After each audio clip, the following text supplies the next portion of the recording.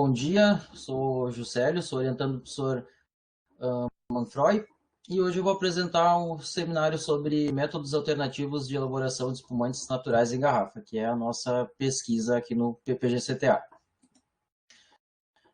A gente vai rapidamente ver um roteiro da apresentação, que a gente vai ter uma introdução, uma contextualização, vamos ver os objetivos, os materiais e métodos, os resultados esperados e ficamos abertos para os questionamentos. Lembrando que a gente pode intervir durante a apresentação, seja no chat, seja no microfone, sem problema algum.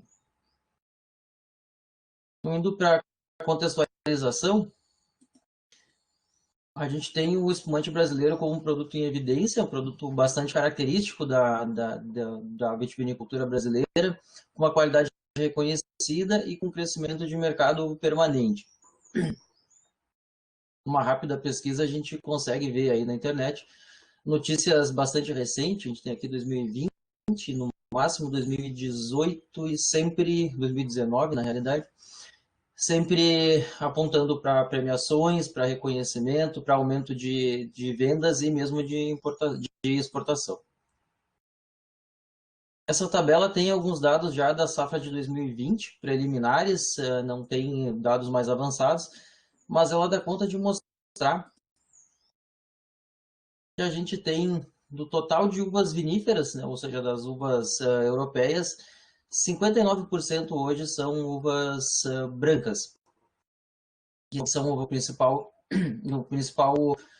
matéria-prima da elaboração de espumantes. Isso aí significa algo como uma relação de 1,5 que se tem de uvas tintas viníferas. Se usa um pouco de uva tinta vinífera para espumante, seja para o rosado, seja mesmo para a base de espumante branco. Mas pensando que a gente usa boa parte dessa uva branca para a elaboração de espumante, é um número bastante relevante. Quando a gente vê uma série de dados de comercialização de espumantes aqui no Rio Grande do Sul, só é importante ressaltar que os dados do Rio Grande do Sul eles acabam sendo extrapolados para o Brasil. Primeiro, porque a maior parte da produção é desse estado. Segundo, porque os outros estados não têm esses dados bem organizados. Por mais estranho que possa parecer, isso é verdade. A própria Embrapa faz isso quando se refere ao setor. Mas nessa série de comercialização de 2006 a 2018, a gente vai ver que teve um crescente de produção. Eu peço que olhem para as linhas roxas, as de espumante de segunda fermentação, as brancas são de espumante moscatel. Às vezes a gente vê que teve um crescente até 2015, que foi o ápice, depois uma leve queda, mas que no menor dos pontos isso é mais do que o dobro do que se tinha lá em 2006. A gente tinha em torno de 5, a gente tem hoje mais do que 10 milhões de litros produzidos, comercializados, perdão. Algumas grandes empresas estão nesse ramo, sobretudo no método Charmat, né, pela elaboração em grandes volumes. Algumas outras grandes empresas trabalham exclusivamente com o método tradicional de fermentação em garrafa. E talvez chegue a nossa primeira pergunta. E essas 4, mas que poderiam ser algumas dezenas de empresas menores, como que elas trabalham o seu espumante? Algumas vezes não trabalham, porque não tem como elaborar na própria vinícola. Na maior parte das vezes terceirizam, seja levando suas uvas a uma outra empresa, seja comprando um produto já pronto e pondo o seu rótulo. E a pergunta que eu faço é que retorno que a gente tem para essas empresas que podem significar bastante, sobretudo em termos de empreendedorismo, pequenos negócios, economia familiar, e bastante ligado aí também à fixação do homem no campo e valorização da agricultura e dos produtos regionais. Talvez a gente precise ter um pouquinho mais de atenção para isso. Passando para os métodos de elaboração, os que a gente vai estudar, evidentemente, a gente começa com o método tradicional, que era aquilo que se chamava de método champenoise, ou que ainda se chama de método champenoise, só que não pode ser assim chamado fora da região de Champagne. Não só fora da região de Champagne, quanto fora da denominação de Champagne. Significa que se ele estiver fora, se eu tiver uma empresa produzindo na região de Champagne, fora dessas áreas, ou dentro dessas áreas, sem seguir as regras estritas da denominação de origem, não posso chamar de champanhe e não posso fazer alusão ao método champenoise. Por isso que hoje nós chamamos ele de tradicional. Esse nome pode dar alguma confusão, porque algumas vinícolas têm na sua linha o espumante standard, que chama de tradicional, mas que é o Charmat, por exemplo. Mas é o nome utilizado hoje. Esse método preconiza uma segunda fermentação de um vinho base em garrafa, ou seja, você parte de um vinho previamente fermentado e pronto, específico para essa finalidade, e parte de uma segunda fermentação dentro da garrafa. Ele é entendido como um método mais qualitativo, que é um pouco...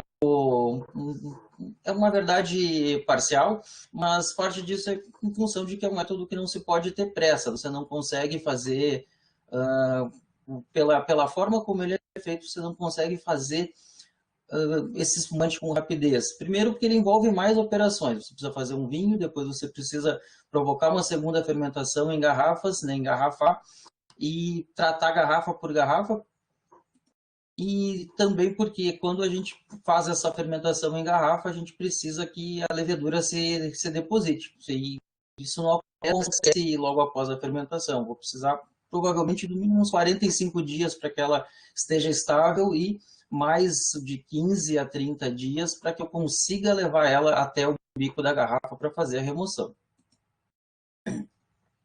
De uma forma geral, como um fluxograma de elaboração de um vinho espumante de método tradicional, a gente teria a uva sendo recebida, a prensagem direta, a menos que ele seja rosé, a debourbagem, que é a clarificação do mosto, a fermentação do vinho base, provavelmente em uma temperatura baixa. Após a fermentação, uma nova clarificação do vinho recém-fermentado.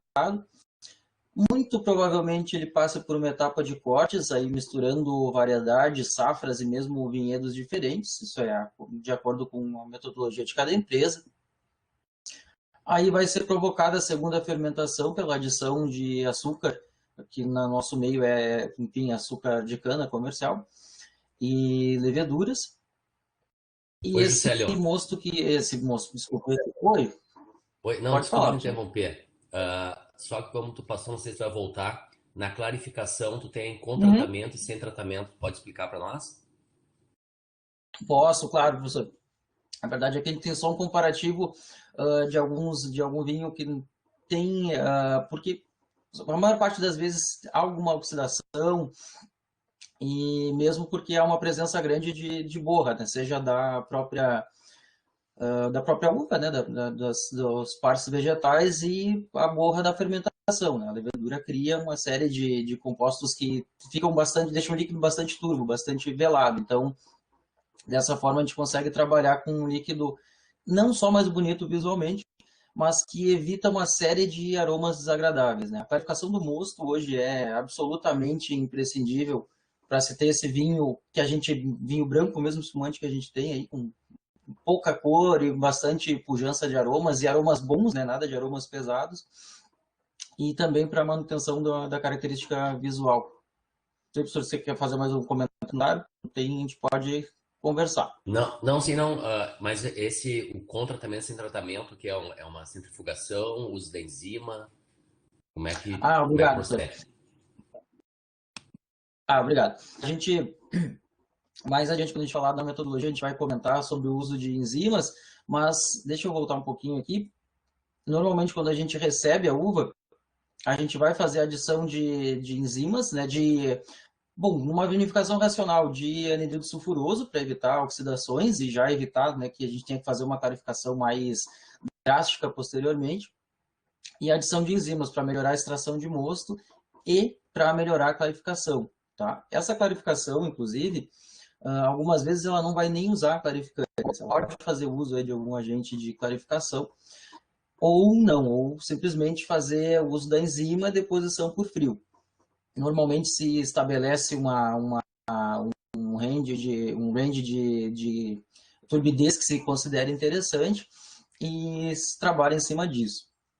industrialmente quase sempre o pessoal usa clarificante quase como uma certeza. Mas de fato é feito dessa forma, né? Tanto com o uso de enzimas, com frio para deposição e provavelmente com algum clarificante.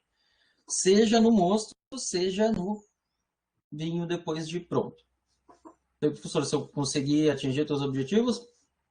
Sim, sim, obrigado, Célio. Eu que agradeço a sua contribuição. Então, retomando aqui, a gente fez a clarificação. Se eu achar algumas coisas muito óbvias, vocês, por favor, peçam para eu repetir. Mas a gente está bem no nosso meio, a gente fala as coisas com naturalidade e esquece que talvez não sejam tão comuns para todo mundo. Mas, como eu dizia, enfim, fazendo cortes ou não, a gente vai ter um mosto, uma cuvée, que se chama, para provocar a segunda fermentação. Essa segunda fermentação vai ocorrer nas garrafas. Tá? Quando ela vai levar um período relativamente longo, porque é uma temperatura bastante baixa, normalmente em torno aí de 12, 15 graus, e depois disso vai passar por um período de amadurecimento, onde a autólise das células de levedura vai ser responsável por características muito do espumante, como maior coloração amarela, cremosidade e aromas típicos desse processo, como pão, tostado, brioche, que são tidos como qualitativos. E, inclusive, quando eu dizia que esse método precisa ser um pouco lento, é porque eu preciso, após a fermentação, independente do tempo, ter um tempo para deposição das leveduras, e depois desse tempo, passo para a etapa que a gente chama de remoagem ou remoção, que é fazer com que essas leveduras, nesses pupitres, nesses cavaletes, possam tomar um caminho do bico da garrafa, para que elas fiquem depositadas como está essa aqui, para que a gente possa fazer a degola, o degorgement, que é o congelamento do bico da garrafa. Isso modernamente, antigamente isso era feito à mão, né, sem congelamento, e a base do olho da tração, como é que eu vou dizer, da mão humana ali operando, virando a garrafa ao mesmo tempo que abria. Era uma coisa difícil e trazia mais desperdício. Então esse gelo vai sair como uma rolha de gelo quando a garrafa for aberta, completa o processo de degorgement. Provavelmente vai passar pela dosagem. O que é a dosagem? Enfim, uma adição de açúcar ou de um licor de expedição para dar o teor de açúcar que eu desejo no espumante, que pode ser zero, né, quando tem um espumante natura, ou pode receber diferentes quantidades à medida que eu tenho espumantes de graduações mais doces. E esse licor é um segredinho de cada empresa, pode ter brand, pode ter até mesmo mosto, vinhos velhos e por aí vai. Além, claro, do açúcar para trazer a doçura. Depois disso a gente vai fazer o fermentamento, a rotulagem e esse produto vai para a expedição. Esse período de autólise, ele é muito relativo. Ele vai desde meio ano, talvez. A maior parte dos produtos não faz com menos de 9 meses, mas frequentemente 12, pela legislação da denominação de origem de champanhe, 15 meses no mínimo, e por aí vai. Claro, nem todo produto é adequado para um período mais longo. Tem produtos mais jovens que não deveriam ficar tempo, e tem produtos com mais potencial que se beneficiam de mais tempo. E a gente tem alguma alternativa a isso? A segunda pergunta que a gente se faz hoje tem. A gente tem o que a gente chama de giropalete, que foi esse mecanismo criado que simplesmente porque aquelas garrafas, quando elas estão aqui para remoagem, tem alguém diariamente dando voltas e inclinando um pouquinho. Isso leva ali uns 30, 45 dias. O giropalete faz isso em algo como 7 dias. E aí, dessa forma, o espumante fica pronto para fazer o degorgement. É importante dizer que para que se tenha um giropalete, você precisa ter giro e, evidentemente, você teve que investir para ele. Isso não é viável para pequena escala. E tem alguma outra alternativa ainda? A terceira pergunta que a gente se faz? Existe. leveduras encapsuladas. As leveduras encapsuladas têm em torno aí de 20 anos, umas 2 décadas, e um único fabricante as faz, que é a Proenol, uma empresa de Portugal. Eles usam a cepa QA23, que é também uma cepa portuguesa, foi selecionada na região dos vinhos verdes. Ela é encapsulada em alginato de cálcio, com a marca Proelif, tá, comercialmente. A vantagem é que ela permite uma remoção imediata quando vira a garrafa, assim que as cápsulas se adensarem no bico, a gente faz o congelamento e procede o degorgement. Mas isso tem um custo, e efetivamente um custo relativamente alto, ou seja, nem sempre é uma boa alternativa se a gente for pensar em pequenos produtores. E mesmo em grandes produtores, se isso aumenta demasiado o preço, não é conveniente. Aqui tem um exemplo num espumante branco, num espumante rosé, e aqui seria o resíduo como se fosse dessa garrafa. Isso, claro, não costuma ir à venda, né? Isso aqui era só ilustrativo, que vai ser removido. E dessa forma a gente poupa toda Juscelio, sou eu de aquela... novo. Desculpa te Claro, incomodar. por favor. Ali tu botou Imagina. Saccharomyces cerevisiae baianos?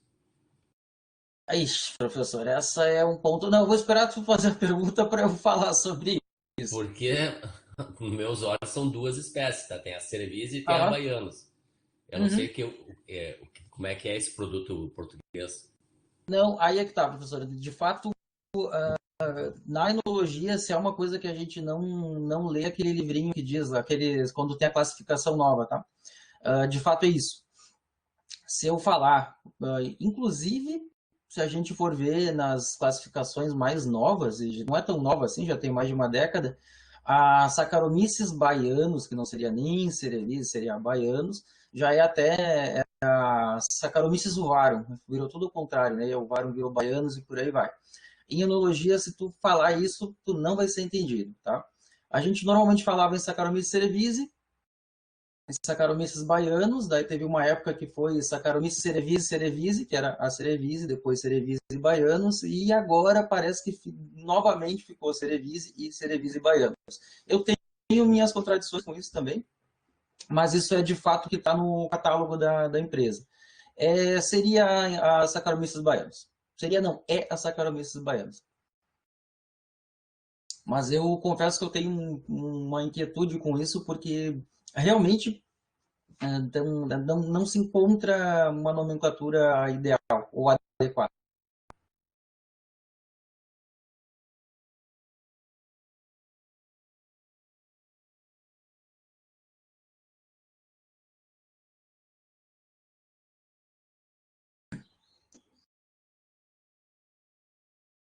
Essa levedura, então, dando continuidade, ela tem características interessantes para a tomada de espuma, ela tem, né, alta tolerância ao etanol, fermenta rápido, com baixa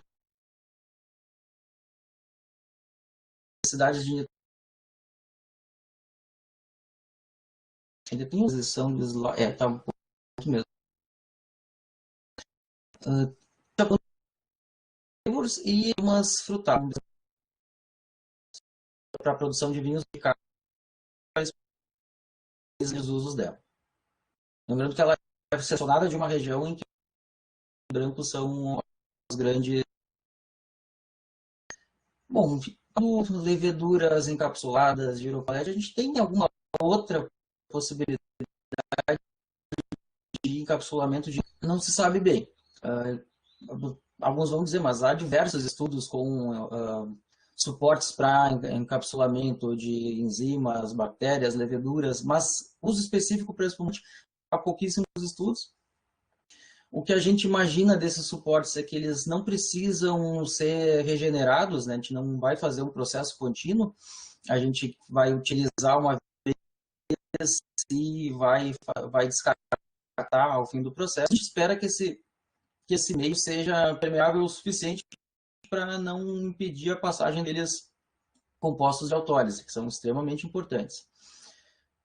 Provavelmente o que vai se enquadrar melhor nisso são suportes orgânicos e o que coaduna com esse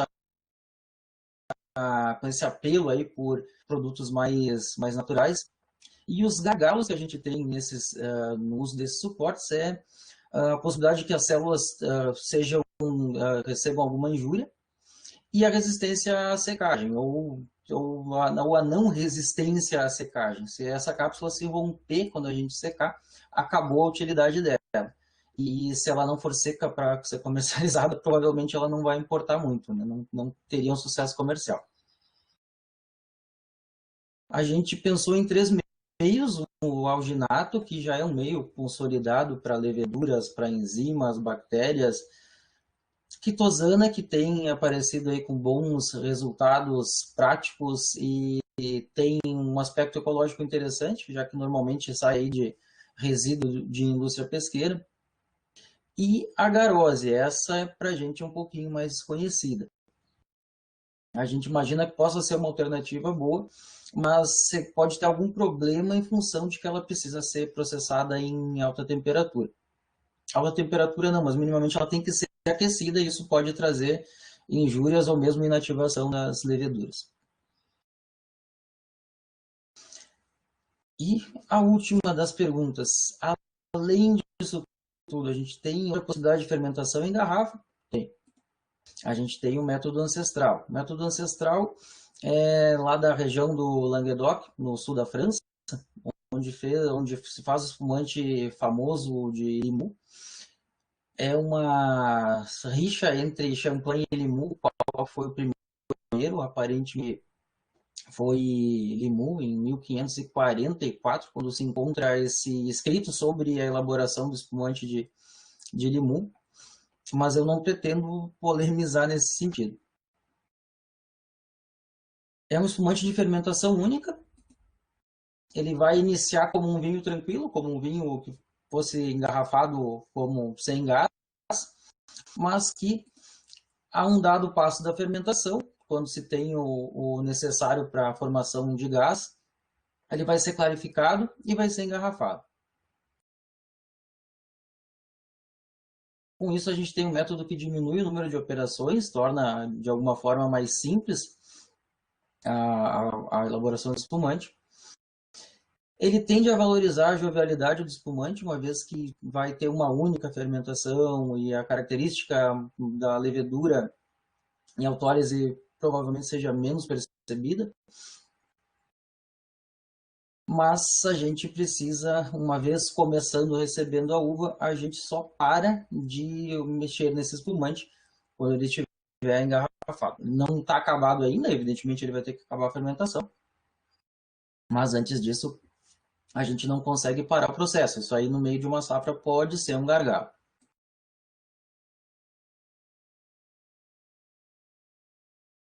Alguém tem alguma pergunta a fazer? Bom, então passo para os objetivos. O objetivo geral é avaliar o desempenho e a viabilidade de alternativas de encapsulamento de leveduras em espumantes de método tradicional, comparando aos espumantes de método ancestral. Eu vou ler os demais objetivos específicos para que depois eu comente sobre essa estratégia. Com objetivos específicos: obter novos meios de mobilização e encapsulamento de leveduras para a produção de espumantes; avaliar o custo e a viabilidade das leveduras imobilizadas em meios diversos; avaliar o desempenho das leveduras imobilizadas na elaboração de espumantes de método tradicional; comparar os diferentes espumantes de método tradicional, ao método ancestral. E aí é o ponto que eu disse que comentaria depois. Uma vez que a gente não tem viabilidade de fazer o espumante ancestral com leveduras encapsuladas, afinal de contas teria que adicionar elas em algum invólucro, depois retirar e depois dosar garrafa por garrafa. Mas a gente entende que, sendo métodos que eles podem disputar para um produtor pequeno, esse comparativo é importante. Ademais de que o método ancestral tem pouquíssimos estudos. Ele é típico, ele é feito há muito tempo, mas não há muitos estudos sobre ele. E, teoricamente, ele não pode ser elaborado comercialmente no Brasil, porque a nossa lei diz que, além do espumante moscatel, não existem espumantes de fermentação única.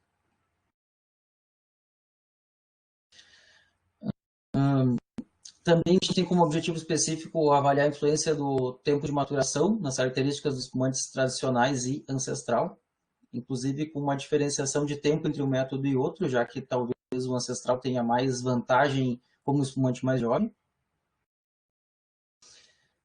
Propor novas alternativas na elaboração de espumantes em garrafa e determinar as características físico-químicas dos espumantes produzidos nos diferentes métodos e meios fermentativos e identificar nesses mesmos espumantes o perfil aromático.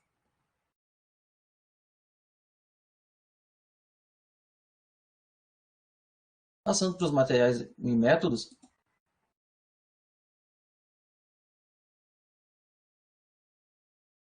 a gente tem, começando pelas leveduras, pelas livres e pelas encapsuladas, né? A livre é a QA23, que é a mesma usada pela Proenol como levedura encapsulada comercial.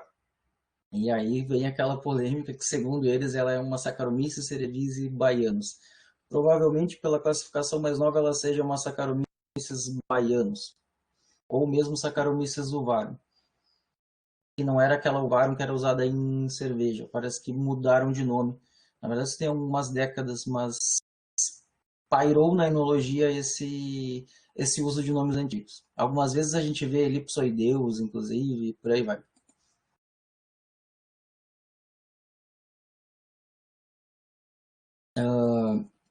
Como encapsulamento, vai ser usada a QA23, vai ser feito um encapsulamento em alginato de sódio, conforme a metodologia proposta por Costa e colaboradores, que é um estudo aqui do nosso instituto, acho que é importante reforçar isso, até mesmo porque com mais proximidade a gente consegue evitar algumas etapas que talvez eles já tenham descoberto que não são necessárias, ou que são, enfim, que não são boas para o processo. Quitosana, a gente pretende usar outro estudo aqui do Instituto, que é de Flores e colaboradores, que embora seja com enzimas e use também agentes de entrecruzamento, que a gente não pretende, ao menos nessa fase inicial, a forma de encapsulamento da quitosana vai ser feita conforme esse estudo que eles fizeram. E a agarose vai ser feita com um estudo externo, inclusive bastante antigo, do MIT, sobre uso de leveduras em suportes diversos, inclusive em agarose. E o encapsulamento vai ser caracterizado por uma microscopia eletrônica de varredura. E é importante dizer que isso é uma coisa que não se faz muito, ou que nunca se fez, inclusive, para leveduras encapsuladas para espumantes. Tá?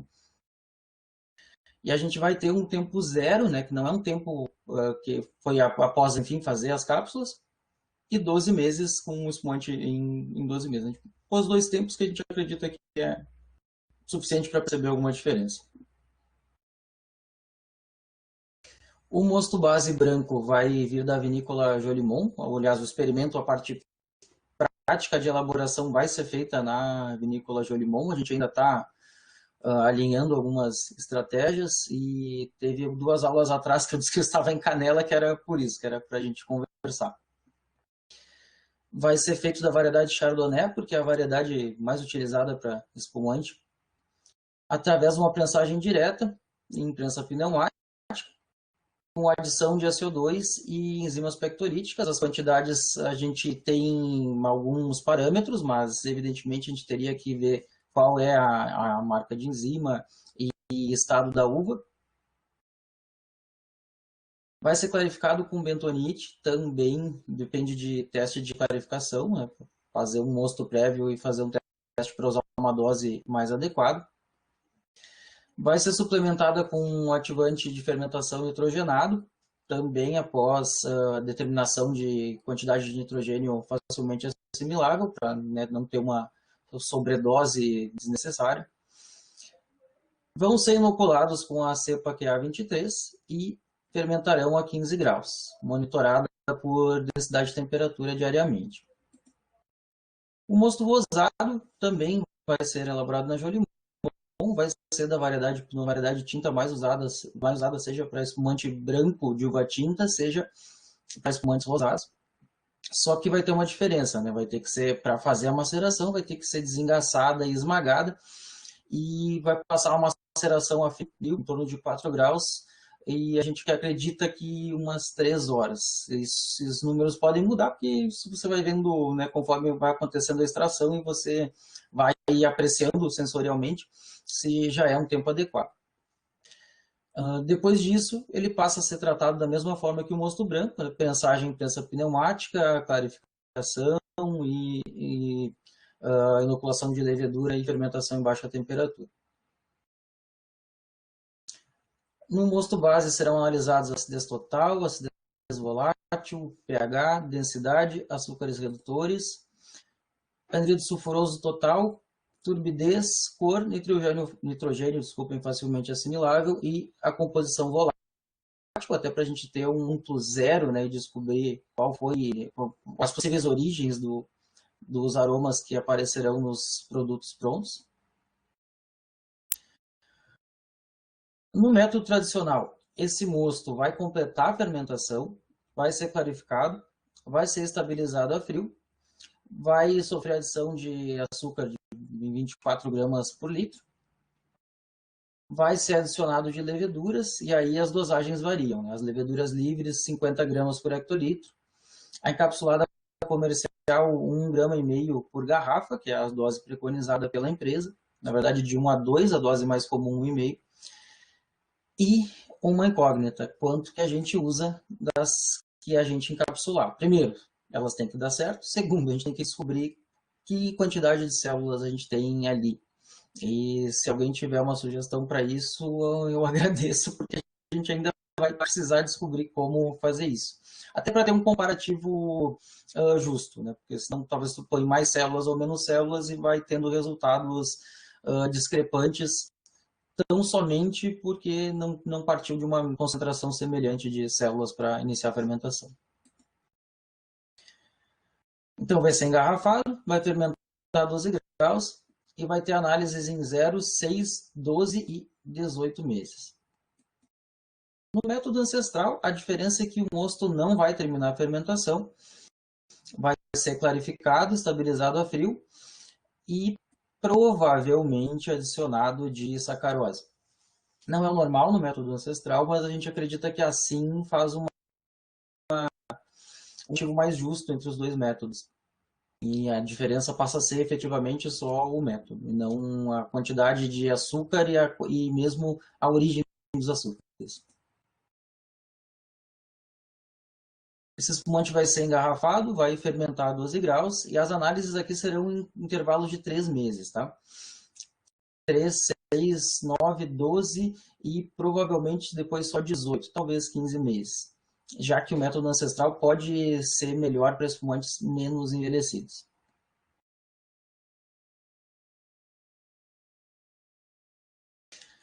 Nos vinhos base, nesse mosto base, antes de começar a fermentar, e nos espumantes prontos, vai ser analisado a acidez total, volátil, pH, anidrido sulfuroso livre total, açúcares totais e redutores, etanol, densidade, extrato seco reduzido, cinzas, proteínas, cor, turbidez, composição volátil. E no vinho base para fermentar e naquele mosto em fermentação para fazer a fermentação em garrafa, nitrogênio facilmente assimilável para saber se há uma necessidade de suplementação.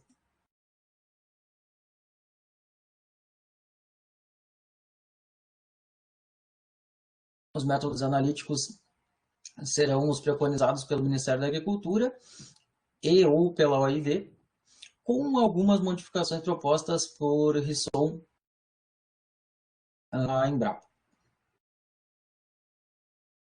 As proteínas serão determinadas pelo reagente de Bradford. Os compostos voláteis por cromatografia gasosa com espectrômetro de massas. pelo método de microextração em fase sólida do Headspace. A metodologia a gente pode não detalhar ainda, porque vamos nos guiar num trabalho prévio também do ICTA, que ainda está em publicação. E a microscopia eletrônica de varredura, também num trabalho prévio aqui do ICTA, vai ser feita de acordo com a metodologia de Dalmagro e colaboradores. A análise estatística vai levar em conta sempre experimentos em triplicatas, e a depender do caso, o teste T ou a nova teste de Tukey com nível de confiança de 95% através do software estatística versão 2.0. Os compostos voláteis, ou usaremos a análise dos componentes principais, ou mapa de calor e análise de grupamentos hierárquicos. Os dados serão os mesmos, a gente vai usar os métodos e descobrir aquele que tiver um ajuste melhor. E finalizando, como resultados esperados, a gente imagina achar suportes de encapsulamento de leveduras para espumantes que sejam mais vantajosos, consolidação de métodos alternativos de elaboração de espumantes adequados a pequenos produtores, a valorização da tipicidade dos espumantes nacionais, a adequação dos tempos de maturação de diferentes métodos. Só vale ressaltar, né, o método ancestral não tem um grande estudo em relação a isso, e o método tradicional, talvez em tempos mais curtos, não seja conveniente. Também subsídios para a modernização dos dispositivos legais sobre espumantes em harmonia com a evolução tecnológica. Afinal de contas, a nossa lei não entende, além do espumante moscatel, que possa ser elaborado espumante de fermentação única. Eu deixo aqui as referências.